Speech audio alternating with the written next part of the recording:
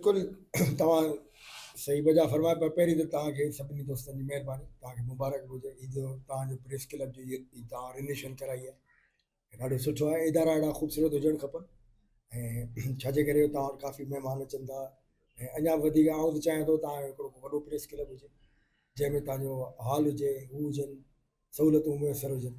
रही ॻाल्हि कमकारनि जे हवाले सां त कमकार शहर में जेके आउं त चवंदुसि त निल ज़ीरो, का बि रिज़ल्ट कोन्हे, कंहिं बि क़िस्म जी का बि तरक़ियाती को कमु कोन थियो आहे, को NID कोन थी आहे शहर में, सवाइ MPA ऐं MNA साहब अलाह उन्हनि खे आबाद रखे, मखदूम साहब, महबूब ज़मा साईं पर्सनली जेके पंहिंजी MPA जी कोटा या जेके ADPP या उनखे पब्लिक हेल्थ में जेके सिंध गवर्नमेंट जी तरफ़ां कमु आहे, उन मां पेवर ब्लॉक जा जेके काउंसलर हज़रात को 3000 फुट, को 5000 फुट, को 2000 फुट ठाहे पियो, उहे अलॻि शइ आहे। उहा मखदूम साहबनि जी स्कीमूं आहिनि MNA MPA जे टाउन कमेटी म्यूनसिपल कमेटी तरफ़ां कमु थियणु खपे।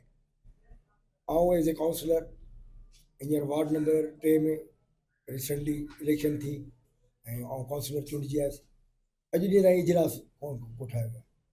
प्रीवियस में बि काफ़ी मेंबर साहबान रड़ियूं कनि पिया त टाउन कमेटी जो महाना जेको इजलास आहे उहो न थियो आहे।